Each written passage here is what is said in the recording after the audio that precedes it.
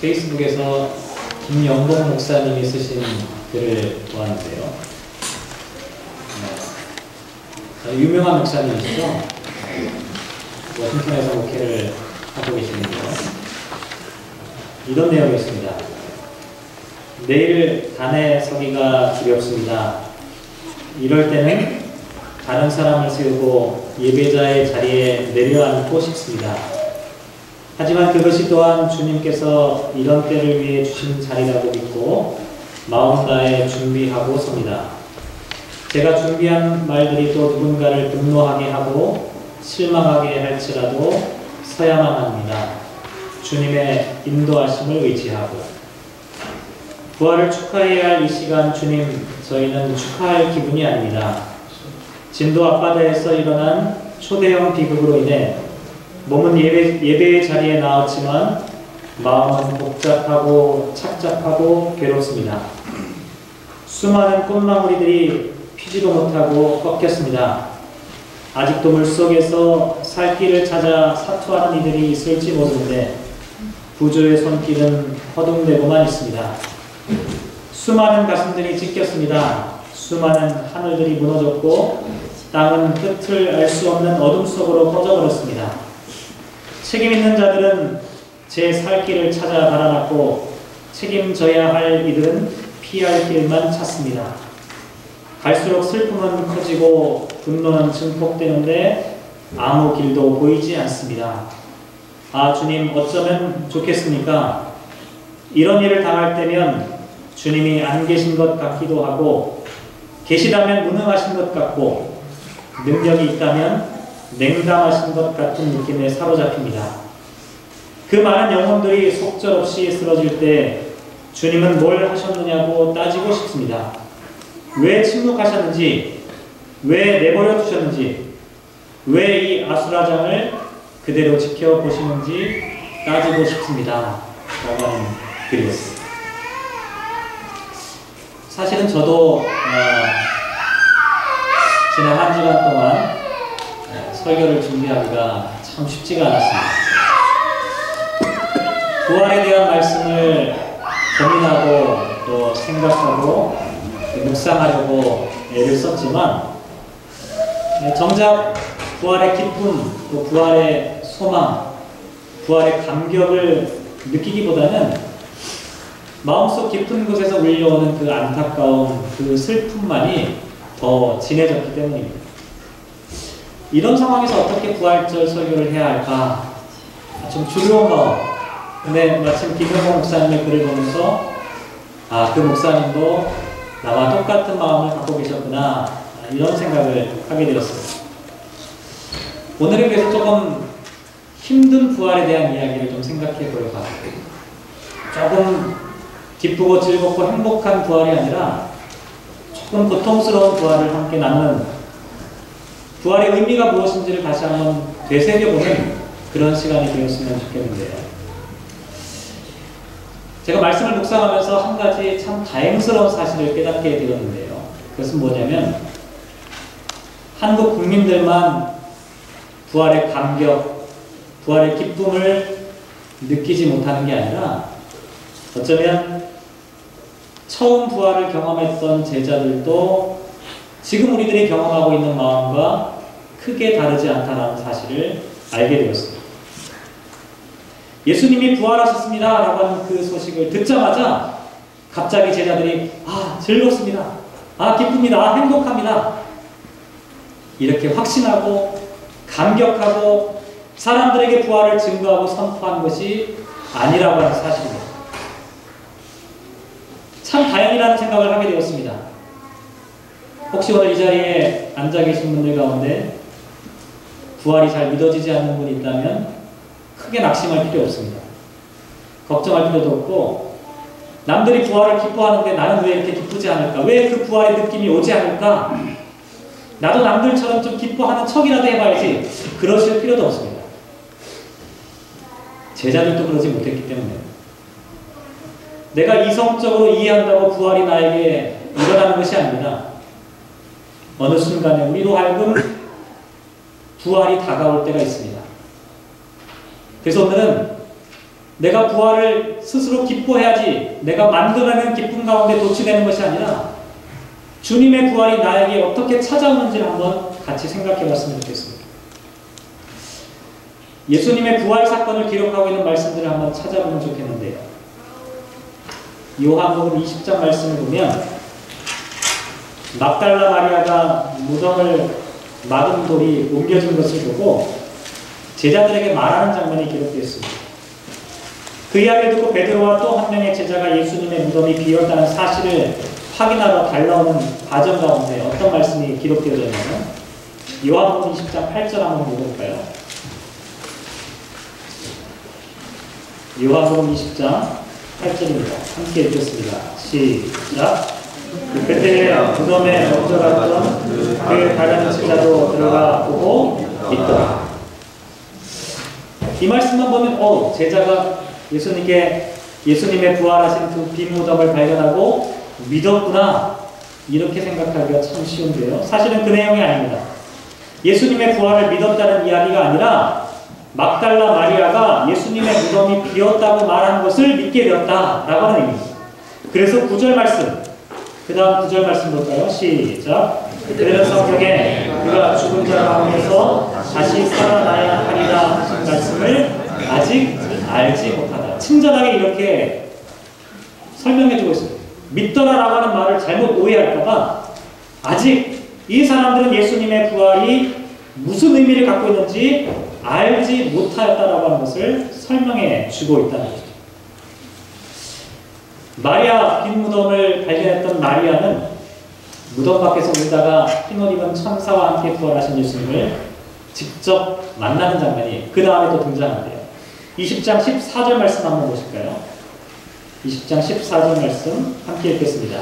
시작. 이 말을 하고 뒤로 돌이켜 예수께서 서 계신 것을 보았으나 예수이신 줄은 알지 못하다. 예수님을 직접 만났지만 예수님이신 줄을 알지 못하다. 심지어 15절 말씀에 보면 뭐라고 나와 있냐면 마리아가 그가 동산지기인 줄로 알았다 이렇게 기록하고 있습니다. 무덤을 지키는 동산지기가 나에게 말을 모르는 것으로 생각하고 있었다라고 합니다. 요한복음의 기록입니다. 마가복음 한번 찾아볼까요? 마가복음 16장. 마가복음 16장 11절 말씀 보시면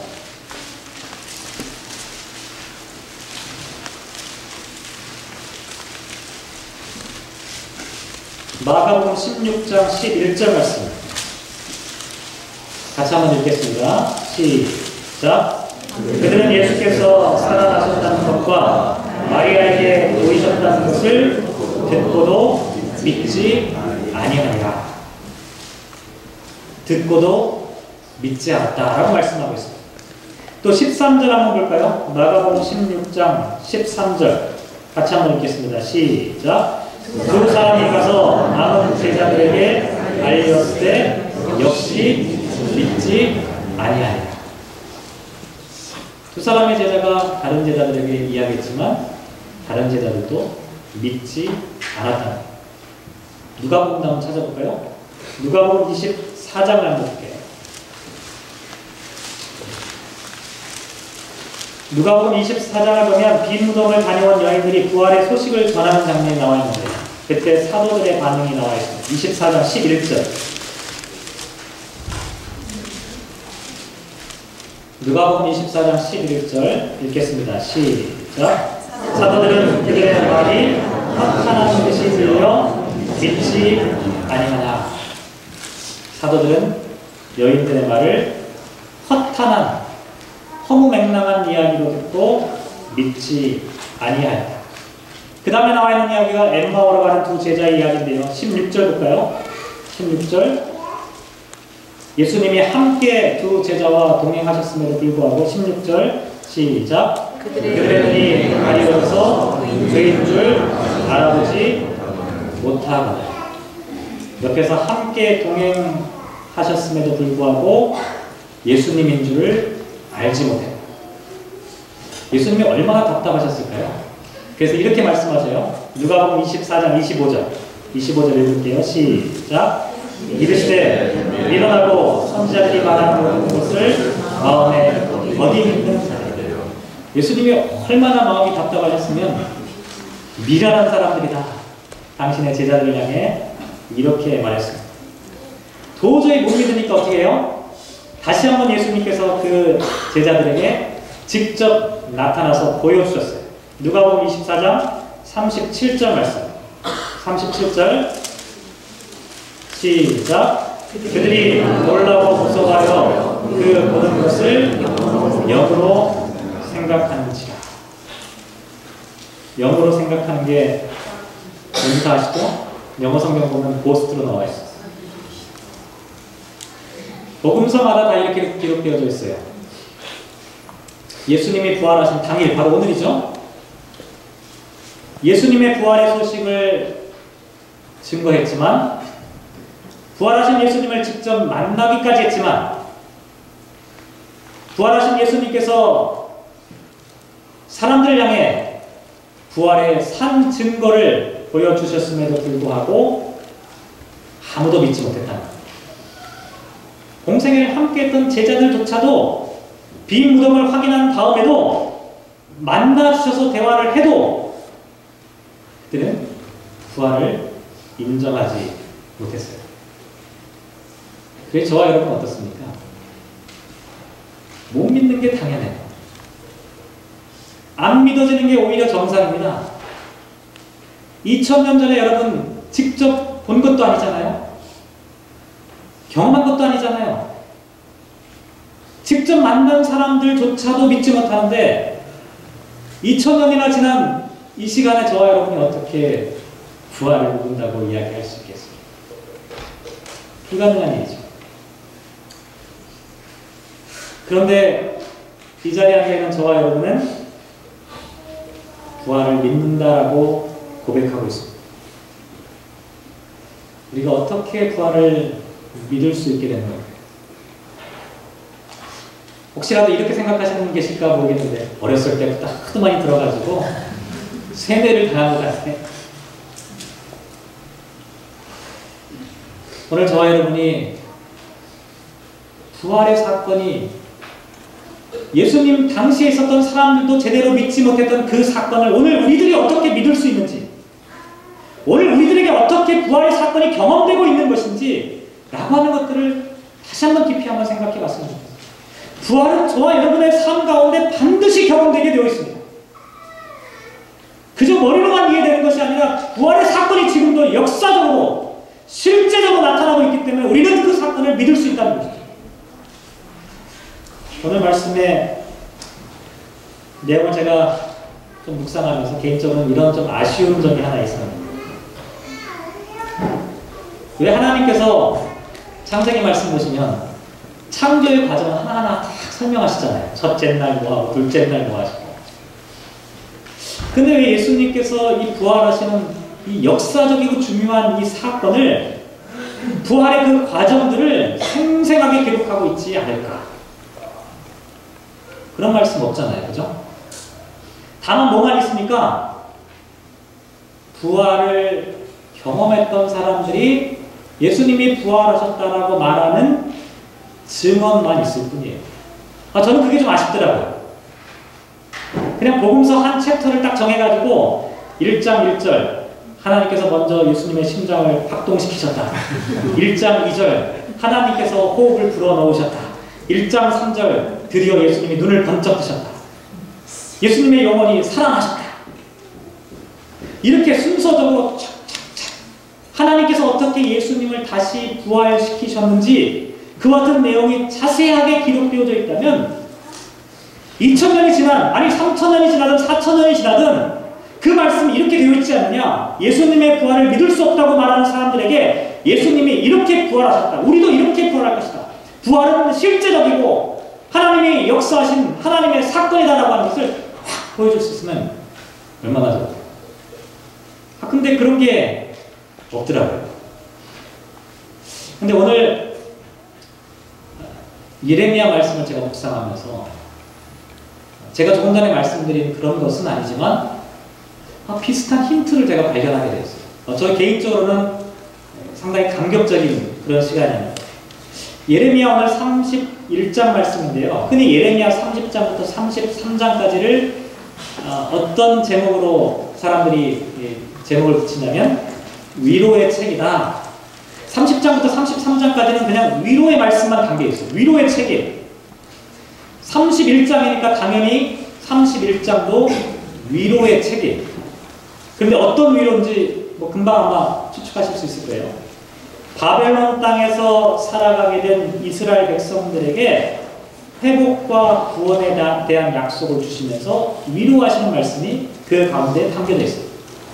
이미 망해버린 땅, 특별히 31장에는요, 이미 끝장난, 이미 나라 자체가 없어져 버린 북이스라엘과 남유다가 다시 회복될 것이다 라고 하는 말씀을 하고 있습니다. 그 가장 핵심적인 내용이 4절이에요.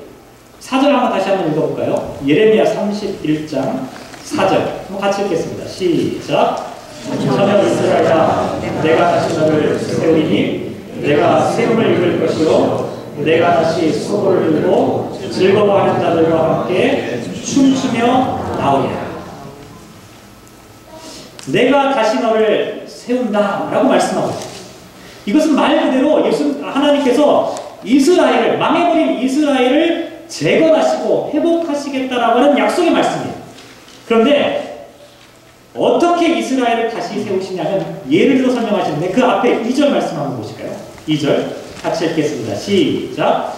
여호와께서 이같이 말씀하시니라. 칼에서 벗어난 백성이 광야에서 은혜를 입었나니 곧 내가 이스라엘로 안식을 얻게 하러 갈 때라 라고 하는 말씀을 기록하고 있습니다. 이 얘기는 무슨 얘기냐면 출애굽기에 나와 있는 사건을 지금 인용하고 있네요. 특별히 은혜를 얻었다라고 하는 이 표현이 출애굽기 33장에 보면 5번이나 반복해서 은혜를 입었다, 은혜를 얻었다라고 하는 말이 기록되어 있는데요. 이스라엘 백성들이 광야를 지나가는 모든 과정이 하나님의 은혜를 입은 사건이라고 말씀하고 있다는 거죠. 바로의 군대가 쫓아와요. 바로 앞에 홍해가 가로막혀 있어요. 이 모든 상황 가운데 하나님의 은혜로 순간순간마다 광야를 지나가는 모든 이스라엘 백성들이 하나님의 은혜를 입었다. 그래서 회복되어지고 구원받고 약속의 땅으로 들어가게 되었다라고 하는 것을 설명하고 있는 것이 첫 번째라는 거예요. 다시 말씀드리면 하나님께서 어떻게 바벨론 포로로 끌려가 있는 망해버린 이스라엘을 회복하실 것이냐, 마치 광야에서 이스라엘 백성들을 이끄셨던 것처럼 그렇게 은혜를 입히신다는 거예요. 은혜를 주셔서 하나님께서 이스라엘을 회복하시겠다라고 하는 것을 먼저 말씀하셨습니다. 두 번째는요, 3절 나와 있는데요. 3절 읽어볼게요. 시작.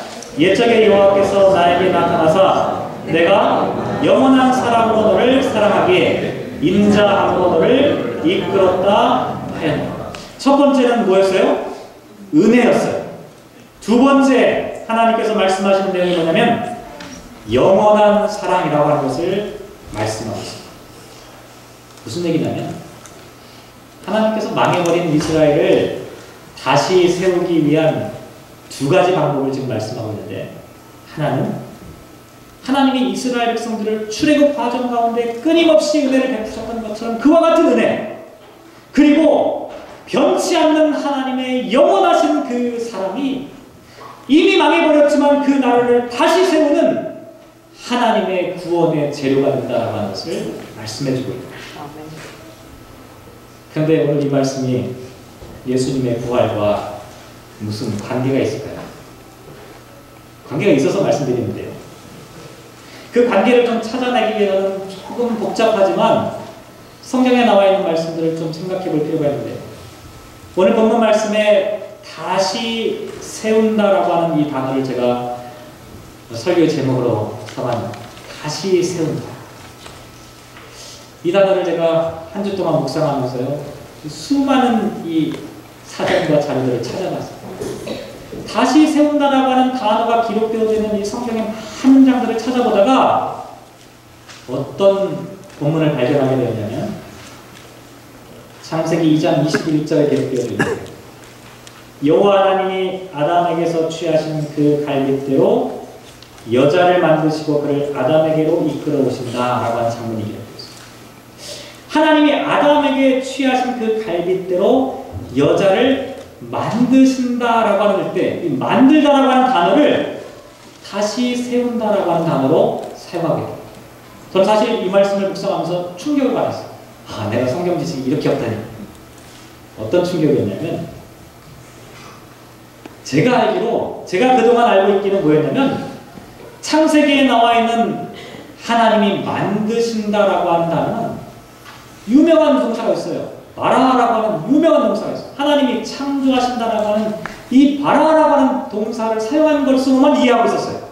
당연히 하나님께서 갈빗대로 여자를 만드셨다 할 때 이 만드신다는 동사는 당연히 바라라고 하는 동사를 쓴다고 저는 이해하고 있었던 거예요. 그런데 한 주간 동안 말씀을 묵상하면서 다시 세운다는 이 단어의 용례를 막 찾아보고 있는데, 이 단어가 창세기 22장에서 아담에게서 취하신 그 갈빗대로 여자를 만드신다라고 하는 단어를 쓰고 있다는 거예요.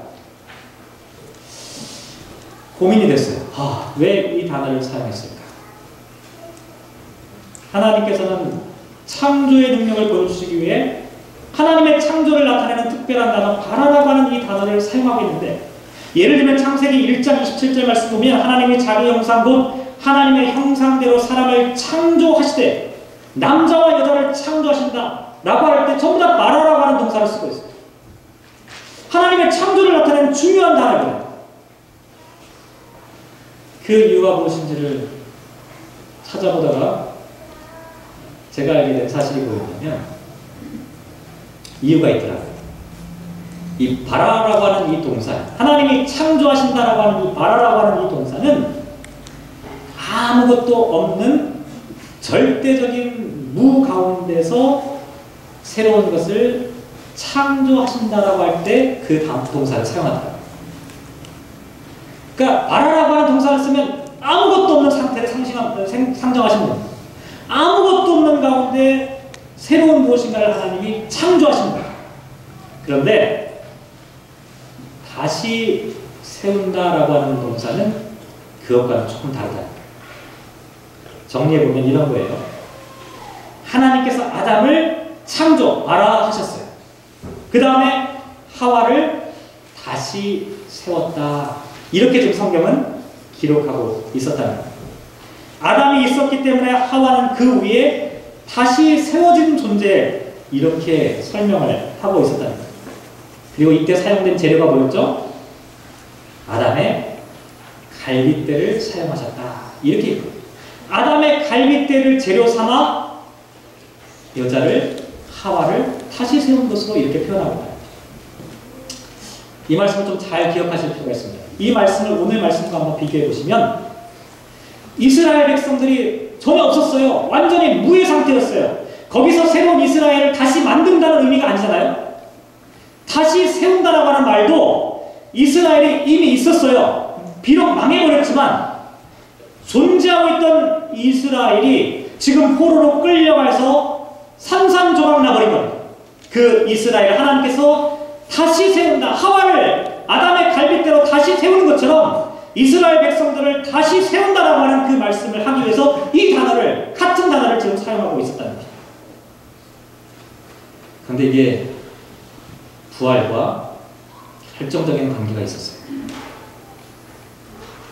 예수님의 부활에 대해서 가장 잘 설명하고 있는 부활장이라고 하는 게 있습니다. 여러분 혹시 어딘지 아세요? 성경 전체, 신약 성경 전체 가운데 예수님의 부활에 대해서만 처음부터 끝까지 이야기하고 있는 한 챕터가 있어요. 그게 어딘지 아십니까? 이럴 때 성경 퀴즈를 한번 해가지고 상품권 하나 드려야 되는데, 고린도전서 15장 말씀. 고린도전서 15장 말씀 한번 찾아보시면 좋겠는데요. 42절부터 44절까지. 오늘 성경을 많이 찾는데 죄송합니다. 고린도전서 15장. 처음부터 끝까지 전부 다 부활에 대한 이야기가 고린도전서 15장에 기록되어 있는데, 특별히 42절로 44절까지 한번 같이 한번 읽어보도록 하겠습니다. 고린도전서 15장, 제 성경은 283페이지에 있는데요.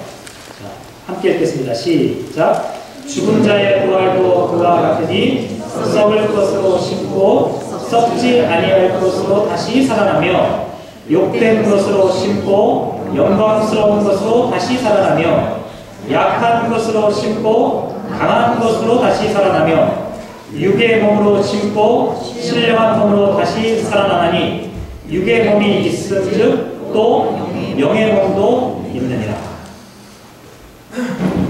사도 바울이 부활에 대해서 설명하면서요, 아무것도 없는 상태에서 창조되는 것이다 라고 말하고 있지 않습니다. 먼저 무엇인가 있는 것을 전제하고 있어요.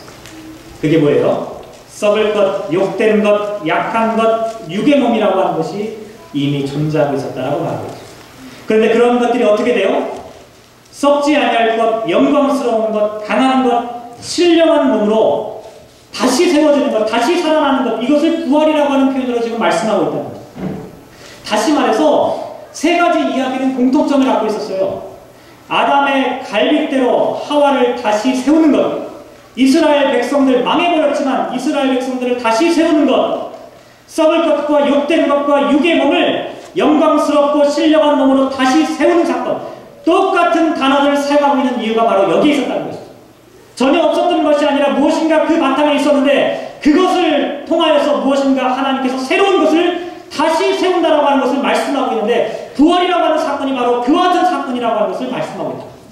근데 여기서 중요한 건 뭐냐면, 다시 세우기 위해서 필요한 재료가 무엇이었느냐라고 하는 사실이었어요. 앞에서 말씀드렸죠. 하와를 다시 세우기 위해서 필요한 재료가 뭐였습니까? 아담의 갈빗대가 필요했습니다. 어떤 분이 우스갯소리로 그런 얘기 하시더라고요. 왜 아담의 머리뼈에서 뽑아내지 않았을까? 머리뼈에서 뽑아내면 머리 꼭대기에 올라가니까 안 되고, 발가락뼈에서 뽑아내면 남자가 군림하려고 하니까 옆에 있으라 해서 갈빗대를 뽑았다, 이렇게 얘기를 하시더라고요. 그것도 참 의미가 있는 얘기예요. 그런데 갈빗대라고 하는 이 단어가 첼라라고 하는 단어인데요, 이게 생명이라고 하는 의미가 있어요. 아담의 갈빗대는 아담의 생명을 나타내요. 근데 하와라는 이름의 뜻이 뭔지 아세요? 하와라는 이름의 뜻도 역시 생명이에요. 참 놀라운 일이에요. 아담의 생명을 통해서 아담의 생명이 재료가 되어서 하와의 생명이 만들어집니다.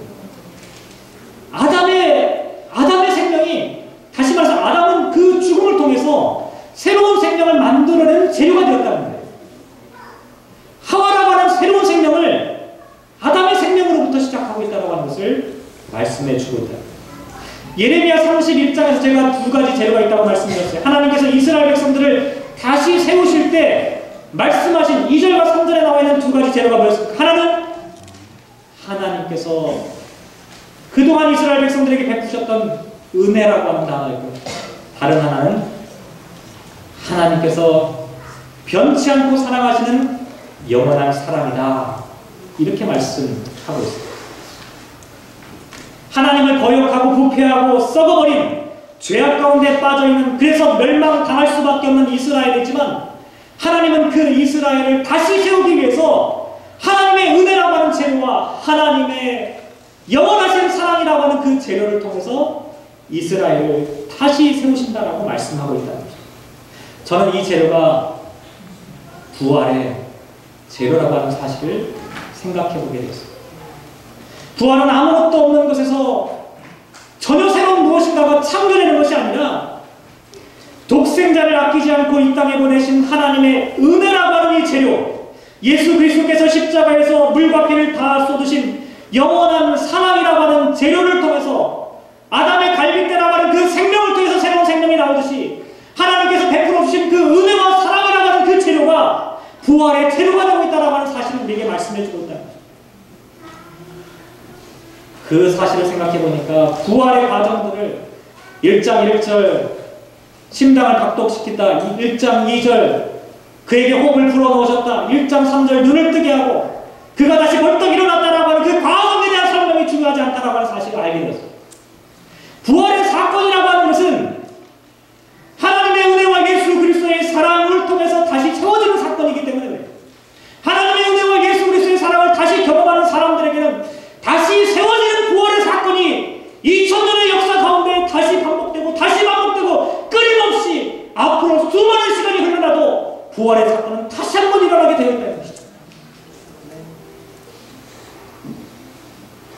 오늘 주님께서 부활하신 날입니다.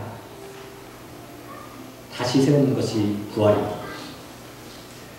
그런데 예수님, 예레미야 말씀에서 참 독특한 것은 다시 세운다라고 하는 이 단어가 예레미야서 가운데 가장 처음에 언제 사용되었냐면 예레미야 1장 10절에 예레미야에게 소명을 주시는 장면에 내가 너를 다시 세운다라고 하는 단어를 사용하고 있습니다. 사람이 다시 사는 것은 하나님의 부르심을 받을 때 다시 살아나는 것입니다. 예레미야는 그렇게 다시 살아난 사람이 되는 거예요. 주님의 부활은 주님의 부활만은 아닙니다. 주님을 믿는 모든 사람들이 다시 살아나는 것입니다. 그런데 우리가 어떻게 부활하겠습니까? 자신의 소명을 재발견하고 다시 세워주는 것, 이게 부활의 과정이고 부활의 실제라고 하는 것이죠. 처음에는 모든 제자들이 예수님의 부활을 믿지 못했어요. 이성적으로 어떻게 예수님의 부활을 받아들일 수가 있겠습니까? 그걸 받아들이는 사람은 제정신이 아니에요. 받아들일 수가 없는 거예요. 그런데 제자들도 그래서 50일 동안의 과정을 격렬한 신앙적인 투쟁을 합니다. 예수님의 부활을 경험하자마자 예수님 부활하셨습니다 이렇게 외치지 않았어요. 그들은 기도하면서 이 부활의 의미가 무엇인지 끊임없이 고민하고 묵상하며 이 부활의 사건을 자기 가슴속에 되새김질하는 과정들이 필요했던 거예요. 이 부활의 과정들을 통하여서 가슴속에 하나님의 은혜와 사랑이라고 하는 것이 일어나기 시작하는 거예요. 다시 세워지기 시작하는 거예요. 예수님을 만났던 그 기억들이 제자들의 마음 가운데 다시 일어나기 시작하는 거예요. 그러면서 참으로 제자들의 마음 가운데 예수 그리스도의 이 부활의 사건이 진심으로 받아들여지기 시작했다. 간단히 말하기는 이런 의미에서 저와 여러분이 부활을 경험하고 있습니다. 그저 부활이라고 하는 이야기를 남들이 하니까 우리도 같이 부활했습니다라고 외치는 것이 아니라 우리 안에 다시 살아나는 것이 있어야 된다는 거예요. 다시 새로운 생명력이 우리 가운데 일어나야 된다는 거예요. 오늘 우리 찬양대가 부활절 찬양을 준비했는데 참 이진환 목사님 어떤 영적인 해안이 있으셔서 그런지 모르지만 우울한 부활절 찬양이었어요. 참 우울한 부활절 찬양이에요. 그렇지 않으십니까? 특별히 제가 좋아하는 찬양이 그 가운데 있어서 저는 참 가슴 깊게 들었는데요. 이 토스티의 기도라고 하는 이 찬양. 슬픈 노래예요. 가사를 제가 불러드릴까요? 서러움에 가득 찬 내 마음의 이 괴로움 구원하옵소서 주여 크신 은총으로 이 무거운 내 짐을 벗겨 주옵소서. 험한 이 세상에서 나 엎드려 주님 앞에 간구하나이다. 나 엎드려 주님 앞에 간절히 바라나이다.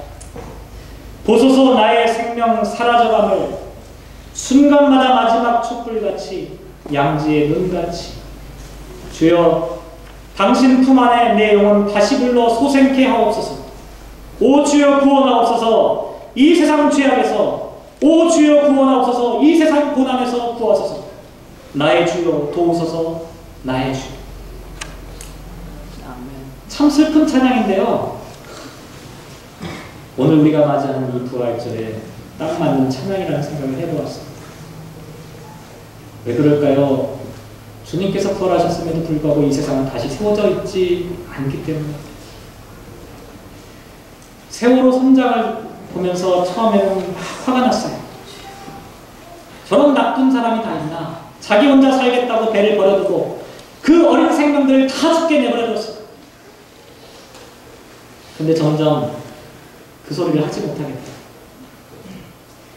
그 세월호 선장은 바로 우리 자신의 모습을 보여주고 있기 때문에 그것도 너무나 생생하게 보여주고 있기 때문에 아직도 썩을 것과 욕된 것과 땅의 것과 육신의 것들을 붙잡고 살아가는 우리 자신의 모습이 그 사람의 모습 가운데 너무나 생생하게 보여주고 있었다는 거예요. 아직도 우리가 살아가고 있지 못하고 있다는 사실을 그 사람이 너무나 잘 보여주고 있기 때문에 너무나 힘든 너무나 괴로운 시간이었습니다. 세월호가 침몰하는 것처럼 그렇게 침몰하고 있는 우리 자신과 우리의 조국을 바라보면 너무나 안타까울 수밖에 없어요. 그런데 그렇게 침몰해서는 안 되지 않겠습니까? 다시 세워져야 하지 않겠습니까?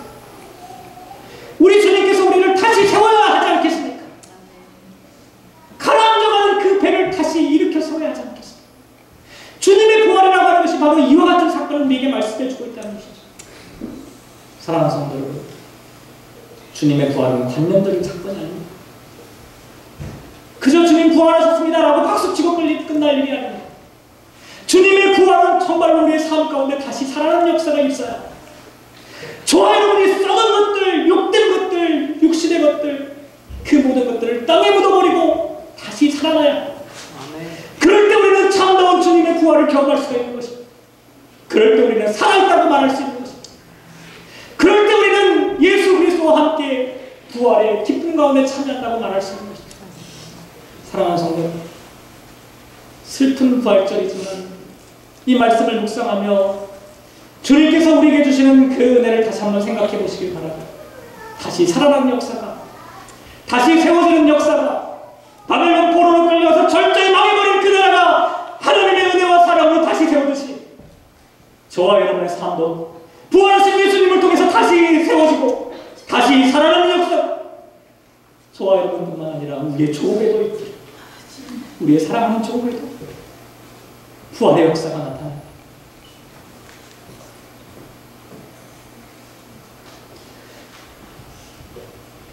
제가 어제 찬양대 찬양할 때, 설교 끝날 때 토스트의 기도를 한 번 더 부탁할지도 모른다고 말씀드렸는데요. 한번 부탁드려도 될까요? 우리 서러움에 가득 찬 내 마음의 이 교를 구원하옵소서. 주여 크신 은총, 이 무거운 내 짐을 벗겨 주옵소서. 험한 이 세상에서 나 엎드려 주님 앞에 간구하나이다. 나 엎드려 주님 앞에 간절히 바랍니다. 이 가사를 한번 생각해 보시면서 이 기도가 우리들의 부활절을 향한 간곡한 기도가 되길 소망하는 마음으로 이 찬양께 하나님께 올려드립니다.